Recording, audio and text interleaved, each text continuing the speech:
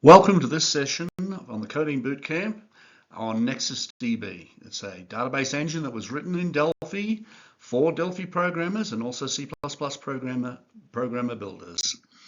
Okay, just a quick little note. NexusDB's won a couple of awards back in the early days, entirely written by hand.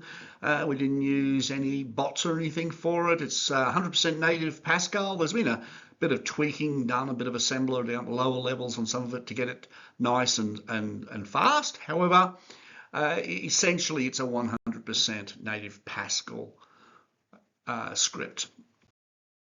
So why NexusDB in brief? Well, quite simply, it'll compile, the engine can compile fully into your executable if you decide to embed the actual DBMS inside of the code, which means there's no annoying DLL substitute, no additional exes. Everything is just compiled into your exe. And by everything, we're talking about every single feature of this industrial strength DBMS. If you like, you can then compile it without the SQL access, if you like. If you remove the SQL access, then you have a NoSQL exe with everything built in, which is screamingly fast. So the big deal here, as you know, as you've probably gathered already, looking at either our title and what we've already said, is that we're 20 years old, young, whatever you want to call it today. I like to think of it as 20 years mature today, okay, as in this year. David, there's a couple of things on here. I just want to really point out to you that our engine is incredibly stable, incredibly fully featured, and it's written in Delphi. What more could you ask for? It can be compiled into a NoSQL application in less than 10 megabytes, unless you've got some really fancy front end there. Okay, let's get into it. The brief history of the development, and I'll just go over this so that we understand, was that the main goals back when we started this was that we needed a drop-in replacement because Turbo Power Software Company had removed FlashFiler from the market, and we needed an engine as a replacement for the BDE, and we just made the decision then that we would actually go ahead and write it. It took 6 months. We had quite a few design goals in our head when we were working with it. In the notes section, which I'm not going to bother talking through for you, you can look at them at a later date. We did the whole thing in 6 months flat. It was an interesting time. There were 5 of us working on it, from anything from on average from about 12 to 16 or 18 hour days, but we got the whole thing out in the time. And since then, we're now up to version 4.7, if memory serves me right. Okay, to get going, now let's get stuck into it. So you're into programming and you've got a commercial job, and the boss and everything, virtually all big commercial jobs will involve data being stored somewhere. Hence the need for a database management system, a DBMS. Now, just so that some of the lingo, for those of you that perhaps are a little bit newer to the area, when we talk about a file shared system like there on the right, then that's what the BDE is. Okay, so the BDE gives you file access, so you can actually create your exe with a database, say paradox tables, whatever it is you want to put in there, and then when your client grows and says, oh, I like this application, let's deploy it to the whole of the business. Okay, well, here's a shared folder. So you put it into a shared folder that everyone has access to, and 5 minutes later, there's chaos.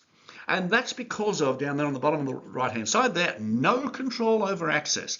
Each client is independent of the other client exes.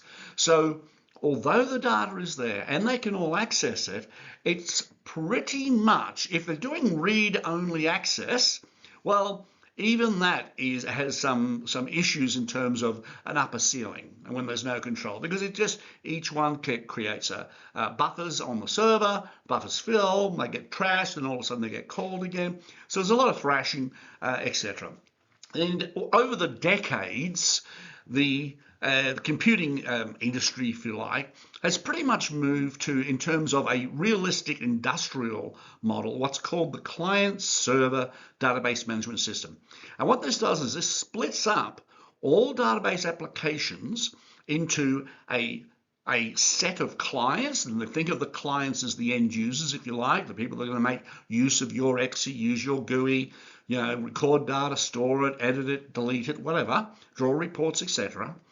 And then you have a centralized database for all the client exes to access. They may be within the company, there may be one dial in from outside, one may come in directly over the internet. It doesn't matter which. NX Server will allow that thing. So NX Server controls, and as you see there in the simple flow diagram there, it looks at all of the requests from the clients, and then it makes the decision on what data to retrieve, buffering of this data, determining whether, if a lot of clients are accessing the same data, which might be, for instance, header data, then it will keep that in RAM. Alternatively, you can, in terms of NX Server, actually set it up so that it actually does store, and when you can literally have an in-memory database. So if it's a database that might be full of information that's just like note-taking, whatever, and you don't want to be slowed down by access to the drive. And I remember before we had the fast SSDs, there was the HDDs, and there could sometimes be a factor of up to 1,000 between memory access and accessing something on disk. So you had to be careful, and hence having an in-memory database was useful. Okay, so that's that. So let's just stop and put this on pause for half a second. Let's think about this conceptually. The Nexus, or any database server, can sit on, as is shown here on the left-hand side, can sit on a server, and the corporation can look after that and maintain that.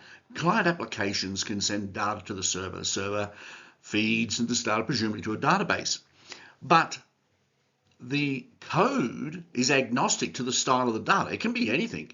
It can be files. It can be data, raw data in terms of transactional data. Or it could be video and or textual messages.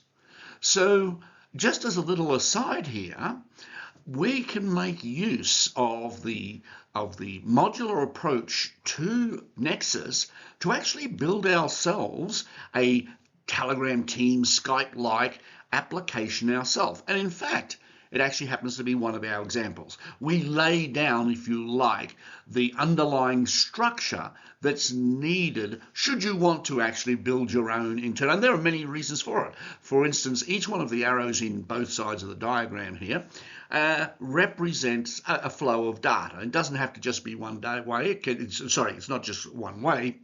A data is a communication pipe, a transport, if you like, is the terminology we use. It's a transport. So it transports data to and from the server. Now, if we don't actually care, suppose we have an application where a corporation has asked us, we want an internal, guaranteed, nothing to do with the internet, so no worries about spying, etc., application, so that our workers can chat to each other in a Teams or Skype-like manner without any concerns. We'd also like for it to be secure. Now, you would just simply respond to that with no problems. I'm using NexusDB. They've got transports with all forms of encryption over the transport. So you can send encrypted data if you wish. But for the basic app that I'm going to demonstrate here today in the next couple of slides, just concentrate on the diagram on the right-hand side there. And what we're going to do is we're going to lay down the basic infrastructure that's required from Nexus. After that, it's up to you. You want to put encryption over it? Literally, it's change a component.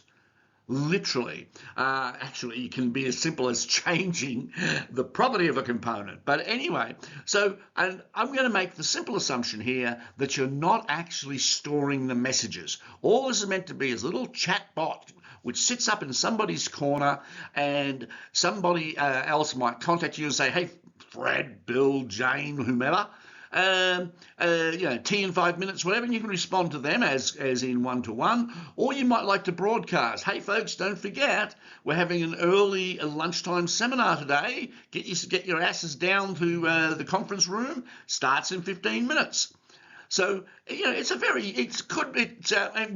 can see, the rationale for actually creating as well. Just FYI, back in the 90s, I've had to write this at the socket level, and it's an interesting thing to do. It is so much easier with Nexus.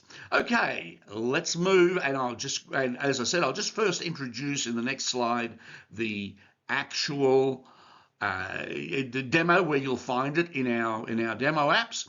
And then we'll actually I won't bother too much with explaining the code in the background. Rather, let's just have a play with it and see at this maturity and stability and the sheer breadth of what comes with Nexus. Hello folks, it's me again. Don't worry about the me again bit. That's simply because this is like the 18th time I've tried to record this particular slide. It had better work this time. Okay, so I'm now going to give you a demo of NX Server without a database connected to the background. What we're just doing is demonstrating the ability for you to write a client app, and this one here is the one that you should start with. This is the one I was saying before, that the superstructure for it that sets it all in place for you, and it allows messages to be transported from the client to the server, and from the server either to other clients or all other clients, a specific client, whatever. In that vein, so in doing that, you'll notice here, if you've actually got the remoting client-to-client messaging system up, that my version of it here is marginally different. Please note, I actually haven't changed any code here. All I've actually done is rearranged the buttons, the visual interface, if you like, which you can obviously do yourself as well, for it to be a little bit more concise and make sense. And I've also added a component, again, no code. All I did was I connected up to this get clients click event handler, which is connected to the get client list, get client click. And all this does is on the timer, which I've just left for the default 1 second, every second, every client will communicate with the server and say, refresh my list of who's connected and who's not connected. Well, not so much who's not connected, just who is connected, right? And then that sits in this list box back here, combo box I should say, so that you can just select to send a message to one person only. The promiscuous button though receives all messages. Now we'll demonstrate that in a second. So all of this is pretty straightforward. The main thing here is that these three components here in this chain, you're going to see a lot of them in the other three demonstrations that I'm going to give later in this session. And the secured handler, this is the command handler. This is actually sort of like the central thing for the messages going backwards and forth. And the blowfish encryption, a secured transport, is an overlay on top of the WinSock transport. This is TCP/IP WinSock transport. And what this does is it uses obviously encryption. Blah, blah, blah. Like I said, 18 times. We're going to power through to the end because I'm not going to do it again if I can hold that. Okay.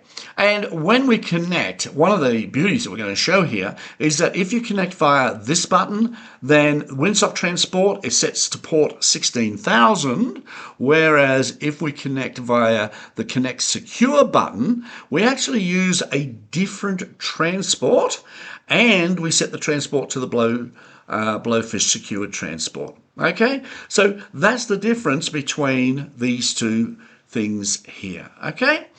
And that's pretty much in the background. So before I do the demo, I'll just finish talking about the code here first. In the background, that's the most important part. Let me just bring, with Delphi, let me just bring this down a bit. Those two buttons, that's got pretty much the most code around it. The whole thing for this, right, is a mere 230 lines long, and most of them are just small at setting things up, handling messages that get received, etc. in the background, sort of stuff that you could actually build into a component yourself if you wanted to. But it's these two here that set the scene and get everything going. Everything else is really, really quite trivial. Okay, for instance, there's the broadcast button. When you want to broadcast to everybody, that's all. That's the single line of code you need in Nexus for that. Okay, I've already compiled these, so let me just downsize the Delphi IDE. All right. Actually, what I'll do is I'll start this from scratch. Anyhow, so clean slate here, and what I'm going to do is, this is my icon for the NX server that I've got, the 64-bit version. I'll just double click it, up it comes, and move to the transports. I'll go to the TCP IP transport, and you'll notice here, as I was saying before, I've got it set for port 16,000. I can't change that, obviously, because that's active. You need to inactivate it to set to 17,000, or, and here's a trick, you could actually have two NX servers running here on different ports, provided you've assigned them to different subdirectories, right? You'd actually have them running on different ports, and everything is A-OK, it doesn't matter. Okay, so that's a good way to separate the two communication systems, if you like, between the people that are just doing ordinary old chit-chatting that you don't care about, or versus maybe it's encrypted with the encrypted messages. Maybe you want to save them, whatever, for whatever. You want to make sure the encrypted messages get through, so it's a lighter transport system. So now this is all up. So now all you need now down here is the client-to-client messaging, the icon, which points directly to it, as you can see into the examples folder there. Now, if we double-click that, then up pops a client. Now, because I'm running on my own machine, okay, you will have noticed in the Delphi, let me just bring the code up again, that in here, the actual remote server engine is set up. Remote server engine at runtime is 127.0.101. So that's the loopback adapter, loopback.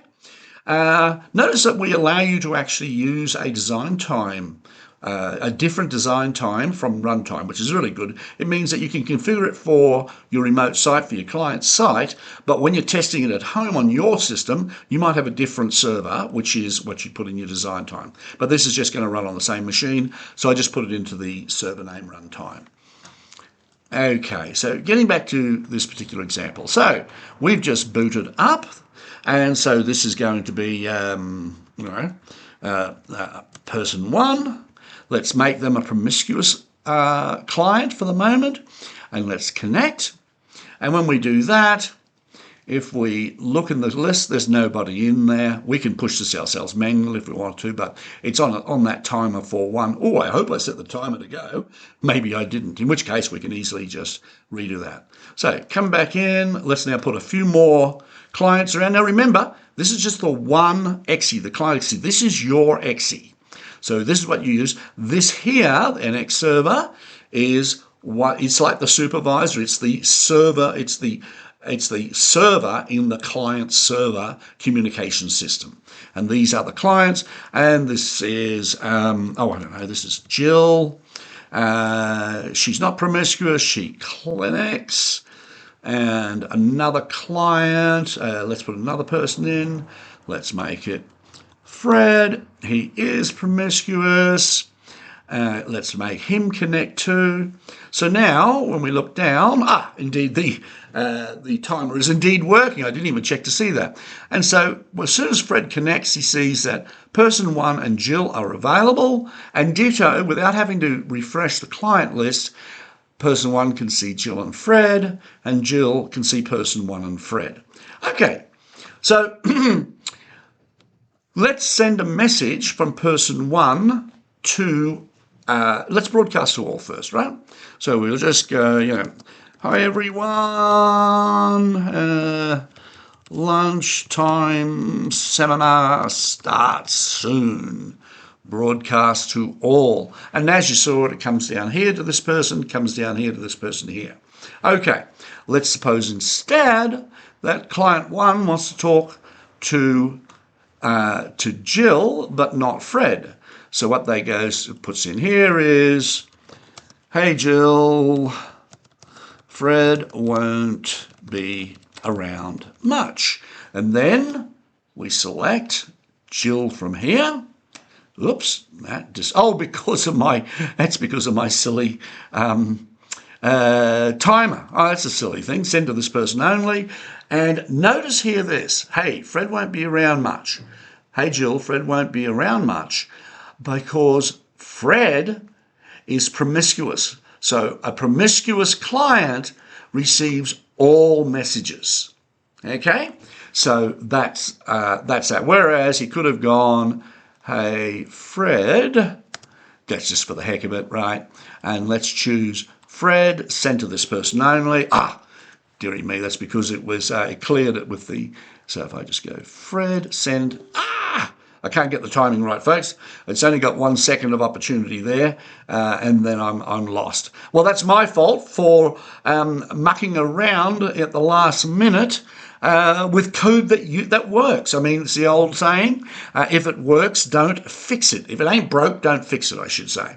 So now I hope you get a good feel for this particular system, and you can connect this up. The beauty about it all is, as I was showing a couple of slides ago, is that this is literally, going back to that slide, right, this is literally the infrastructure for the data messaging of a DBMS system. It doesn't have to just be ours, it can be anybody's, Oracle, whatever, right? So in any database management system, in principle, if you don't have a database connected up, and you've told the clients, and you have a plugin in the client already, as we do, which will handle client-to-client messaging, well, it's data, it's binary, and it's going over TCP/IP. We have a socket, we have a socket connection, that is, we have an IP address and a port. I presume everybody knows that, obviously, right? Socket connection means IP. An IP address plus a port number, as in here. Those two together represent a socket.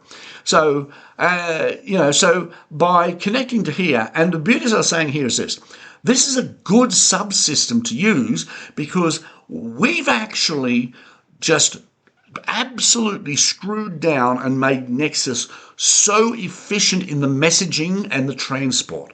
So, for instance, we've even now, obviously, if we're only going to send text messages between people, well, as you know, 7-zip will zip text down to, gosh, on a good day, it'll zip it down to about 30-25%, maybe, of the original text.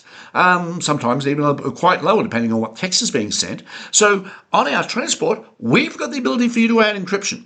So if you're not sending pure binary, in which case it's pretty pointless trying to encrypt something that's in proper binary. You can also do binary in a crazy way, like for instance, ASCII is just a crazy binary system. But anyway, that's because of its heritage and computers way back there in the 1950s and 60s. So I shouldn't really pick on ASCII for that. It's just amazing we still use it today. The thing about this is that this is, if you're using text, then you can do that. You can put compression on it, and you're going to get really, really lean, mean, and efficient communication. And as I've been, harping along in the earlier thing, earlier on, is that Nexus, we've been, it's so mature. Nexus, especially the transporting system, the transport layer. It's because that's the backbone of it. That's you've got to get data from point A to point B. Right? And we've got to do it in an efficient manner, and we've got to do it as speedily as possible. Efficient in the sense of using the least amount of processing power and and as fast as possible, meaning, make sure we minimize the number of messages between, in the background between actual data going up and down. Okay, well, that's about all I want to do for this one here, although what I will do is we will just, for the moment, go back in. I will get rid of that timer component, and when you get yours, this is now what yours is roughly going to look like, except that you're going to have these are going to be moved over to here, this will be done underneath, whatever. I will just Shift F9 that, so I built that, okay. And now, when I run it, and this is what you will get, what you will see when you run it. So that's client A, promiscuous, connect, go up, client B, promiscuous, connect, click this, client C, not promiscuous, connect. And now when we come down, There's nobody in the client description list, so we need to do a get client list. And now we see A and B, and ditto up here, don't see anybody, so get a client list, and sorry, get client list. There we go, that's better. And down here, we'll do the same thing. We'll get the client list, and there they are. So we can send to A, a message to A, but you've got to click this send to person A only, and say, you know, hi A.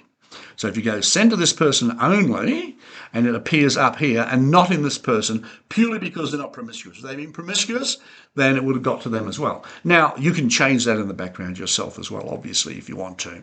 And if we want to broadcast to all, we click here, and even though they're not promiscuous, they still get the message. Okay, well, I hope you've enjoyed that little demo. Again, the purpose of this is to stress how stable and efficient the transport layer is in Nexus. You can even use it for this thing without even having a database connected in the background. Okay, thank you for your time. I'll just kill it. If I have to do a 19th recording, I am going to be very up. So that concludes our little quick warm-up demo of the power of NexusDB, as you can see. It's very easy to modify it from storing data in a database to actually talking between various clients. This particular slide's a little set of notes for you that were repeated obviously inside of the demo, but which you can use at a later stage just to remind yourself of how things work.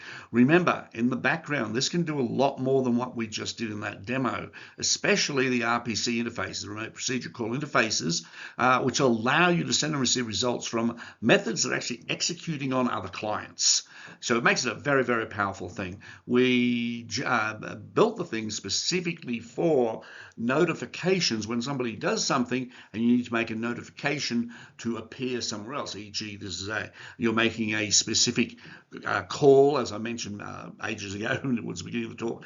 You're making calls to different parts of an organization, say different departments, and for instance, when data goes somewhere, e.g. here is an invoice, it's been paid for, the customer's weighing up, you can make it so it automatically sends a message down to the dispatch department where it comes up and they go, oh, look, someone's coming down in 10 minutes, 15 minutes, whatever, to pick up these couple of goods. Okay, now let's get back to the main demo for that.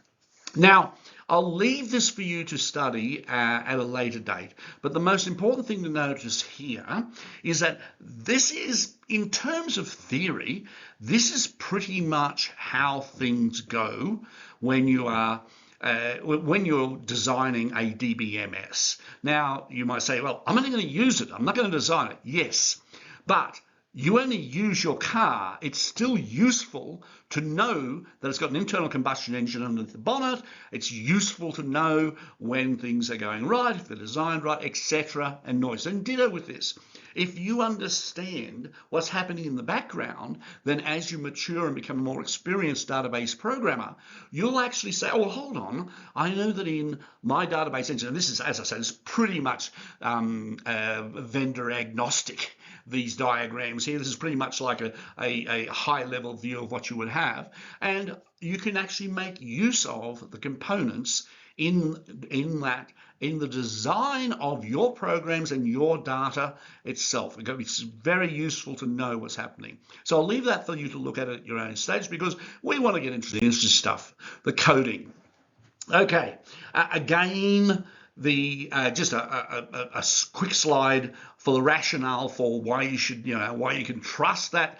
And I'm happy for you not to have studied the previous slide and not to be totally understand the entire workings of the internal combustion engine. Quite happy for you just to have a low level, because you need to accept that if you buy for instance, a Toyota, then you know that you've got that reliability from the many years that they've done there. You buy NexusDB, you've got that strength and also the maturity. It's a very, very mature engine. And so the first working demonstrations I'm going to give you here are about embedded servers. Now, embedded servers, in terms of that in-depth diagram before, I gave you does this. So notice your application there on the left-hand side in the orange, and on the right-hand side, the physical data store. So you've got your data stored on disk. Your application wants to access it. So your application compiles into one layer the client components there. That's in box number 1. Okay, and for that, all you need to know is, so long as I've got a TNX session, TNX database, etc., and so forth, then you'll be able to access it. However, because of the a modular design of the engine itself, as you see there in box 2, we actually merge these two together these two actually merge together inside of your executable, so that the engine itself is actually encoded, is actually coded and compiled directly into your exe. And as you can see there, it's a little bit easier. So what happens is when you make a call, e.g. open a table, then that inside of your exe, literally is a call that goes to the internal server, the embedded server engine, and says, open this. And it then goes and says, oh yeah, I found it, it's there, it's open, and says, yep, I've opened it. And by the way, here's a handle to that table in case you want to read records, write records, whatever you want to do. And down the bottom of the diagram, as you see, is if you're an experienced programmer, or as you get along, your client asks for certain specific nuances that are added, well, you can always plug them into the server engine, even though it's an embedded server. So the two simple cases we're going to do here is very simple, and again, this is just at the very high level, is we're going to look at the data access components that are needed, and then we're going to compile into that a server engine, and then in the second example, a server engine that's actually a SQL, so an RDBMS, a relational database management system, as opposed to a NoSQL server, which would be without the SQL engine. Okay, I've included this here for you for later. It's just a short card on this demo, including where you will find it in our list of. So this is our first code-free example demo. Now, just please note there'll be a little bit of out of sync between what we're showing here and what my words are. Just a bit of a problem with the technical of this end, trying to get to learn it. But anyway, the starter project is a code-free example of how to create an embedded Nexus client application. The main components, you can see, they're taken from the Nexus tab of the palette in Delphi. Once you've dropped all 5 components on the form, which is already done for you here, you only need to connect them up in a chain as shown. Now, for each component, you only need to select the component in the chain above it, and that is it. Match up the properties to link those components together, and then everything is done. Note that I've actually, the one thing you have to do is in the Nexus table component, you have to actually put the name of the table. Now, you can either click down and navigate through in the IDE, or I already have copied a table across I want to show and do the demo with. And so that's already there. And as you saw before in the code window, there's no code there, it's been put there by Delphi itself. And when it's run, bingo, all the data from my instruments table is displayed there in the DB grid in the background. And there's nothing you had to write. It was just the components go down, connect them up, make sure you've got a data label connected, and then that is it. It's all done. So after that change of pace in terms of I did the screen grab, somebody else did the words, as you may or may not have noticed, the next one that I want to do, that I want to show you a bit of coding example, again involves, surprise, surprise, no coding. Rather, it's let's go on to that second version of the two simplest ones, which is an embedded SQL engine as opposed to an embedded NoSQL, or if you like, direct record by record engine, the core engine itself. Now, a couple of things to mention, which again I'll point out on the screen as we did the screen grab, right, is that it has one extra component. The very first one in the sequence in the chain is actually a TNX SQL engine. That's one of the sub engines that you plug in that we're talking about in terms of this modularity and extensibility at the very heart and core of Nexus. Well, given it's just a straightforward one, again, no coding required, let's get stuck into it. Second demo project, which is an embedded SQL application, is the same code-free example of how to create an embedded Nexus client app. The difference is that whilst the first one used the record-based engine, this one will use the SQL sub-engine to access the same table via SQL, obviously. The main components are pretty much the same, except that you now need an SQL sub-engine at the top of the component hierarchy. That's just at the very, very top, as I was saying there. Make sure that that's all chained and linked up, which obviously is here for you in the example. And also that the TNX table components have been replaced by TNX query component. You need to go into that component, into the SQL string list, and put in the table name. In my case, it's instruments. Okay, once that's done, you can press run. Well, actually, it's already there, so just press run, watch the thing go. And again, it does the same thing. It will connect up to the table, provided you've supplied a valid table, and display all of the records in the DB grid that's there. Again, have a bit of a play around, experiment, and see if you can make it a little bit more useful, meaning write some real code there in the background. Okay, catch you soon.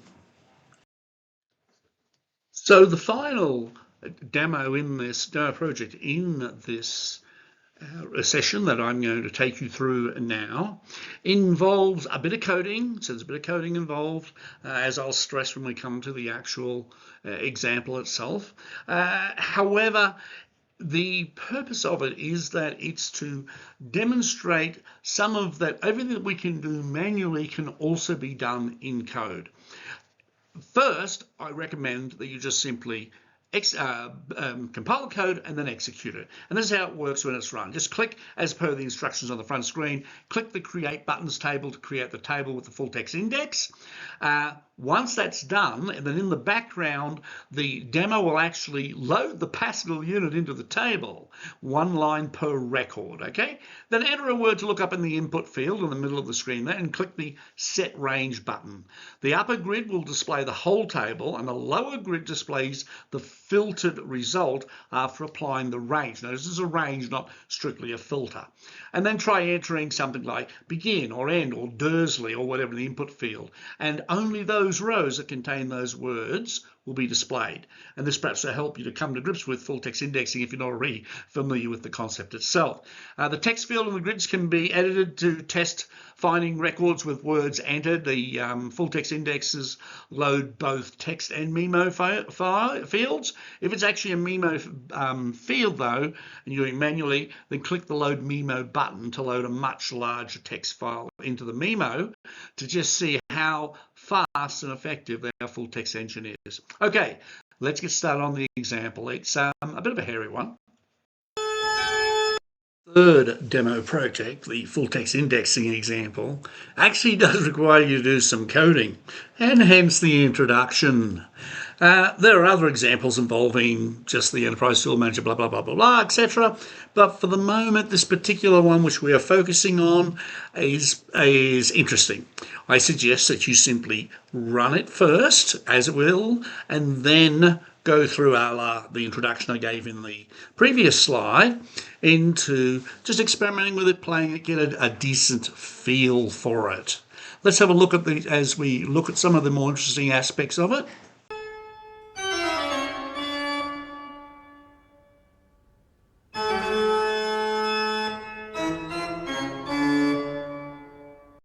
And also, unlike in the earlier examples, this project is a lot of code oriented for you. You should study that sample code because a lot of the complexities in full text indexing are when you start to go deeper and do more things in terms of the actual words, the searching, the flagging of them, etc.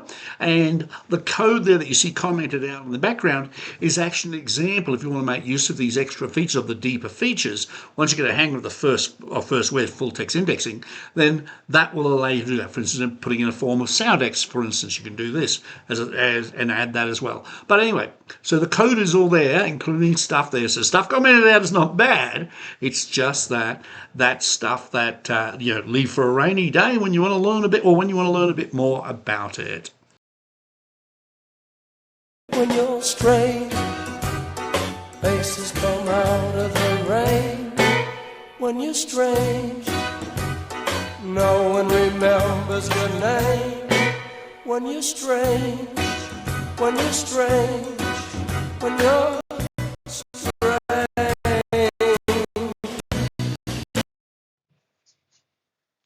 Well, thank you for that annotation. Sorry, I should say annotated description, or whilst I did the screen hopping around there, young lad. And now I am going to talk about a couple of the support tools that we have. So the examples we all gave you were actually of embedded server only. If you were developing a real database system for multiple users, you would obviously be employing the client server model. And for that instance, in that instance, all you do is replace. Remember, in the component chain, you merely replace the the server engine with a remote server engine component, and you connect that in your client application to this. This is NX server, a la the diagram about slide 4 or 5 or so.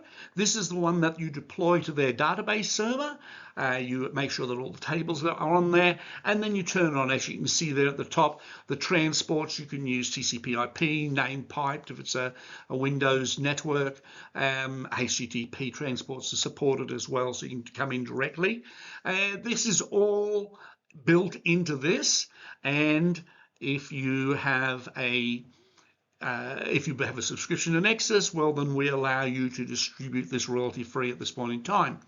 And to go through an example connect up is probably going to is worthy of another half hour or so example, and time forbids that here. Okay, but that's the first of the two most important tools, and the next one is.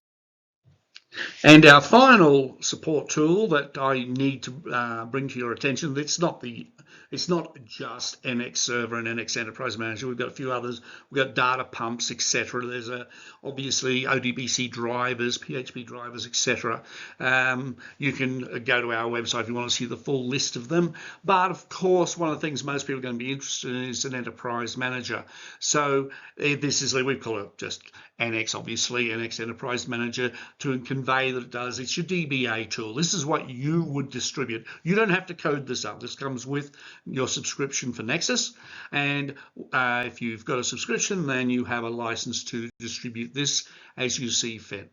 The thing about this is, anyone that's used a DBA tool before, it's got everything here. You can create tables, delete tables, restructure, everything's there for you. So I won't do that one to death because we're probably running out of time. Okay. Well, if you've made it this far through the presentation, congratulations. I'm glad that you stuck with it this far, and I hope you see it through to the end. The technical side of it, in terms of the coding and that, which as practice, as I'll drill that into you again in the next couple of slides as well. You know, it's one of those things where experience, go out and do it. It's what you hear. You know, it's like driving a car. It's very easy to describe how to do it. Push that pedal, but until you go out and you bang into a couple of other cars and run over the odd pedestrian and dog, until you do those type of things, you just don't appreciate how to drive. It's all about the experience. In terms of the various features that we have, we've got a full set on the website. I've just put this down here for you to read while I ramble on. And, you know, I can't say it often enough. I've said it in about 8 previous slides, but yeah, we're industrial strength, genuine, hardy DBMS, both SQL and non-SQL. Okay, let's move on to the next one. Okay, so we're now at this point where we're pretty much finished. I've shown you only a very brief intro to Nexus, obviously, and database programming in general. I mean, this is something where, you know, you are considered an experienced programmer working in the DBMS sphere once you've got about 3 to 5 years of work experience under your belt. You know, it's complex. There's a lot to it. There's a lot we've obviously haven't even looked at. It's the reason that any database engine costs a little bit more. They do cost a pretty penny. Not ours, ours royalty-free distribution at the moment. Jump in while you can. And that's a good point that you should make, because remember, it's not a case of you saying, hey, I'm going to choose this DBMS or that DBMS. When you get out into the workforce, you'll be told to make a case for one, or told, go and use Oracle. And then that's when you come back and download some of the notes from our website, if you like, or if you look at the notes to this particular slide. And we give you an example of how you could make a case for Nexus. And the reality is, it is not just a incredibly stable DBMS. It's also very cheap as well. So in terms of use, I mean, we don't have the ridiculous multi-thousands of dollars per year to licensing fees that Oracle and Microsoft have, for instance. And I've been assured by a number of our Delphi database programmers, we actually outperform those two right this year. Someone in England did an incredibly detailed study over many months and was just flabbergasted at the technical superiority of Nexus to well, I won't say the name, but it might rhyme with horrible DB. Anyway, we'll leave that. I'll leave it up to the auditors to decide whether or not to go with that one. Okay. And now, this is the penultimate slides, the only ultimate to come.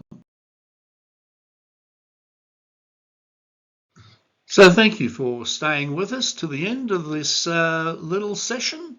I hope you've enjoyed it as much as I have, although I assure you it took a little bit more than 45 minutes to put this all together, as every one of the other presenters will also assure you. Well, as promised, if you are interested, you can go and download a trial version from our website, or if you've totally made your mind up and decided, yep, this is it, NexusDB for me, I've got to get the best. Well, in that case, take advantage of the 50% discount. Given we're celebrating our 20-year anniversary. Join it with us. See you some other time. Bye.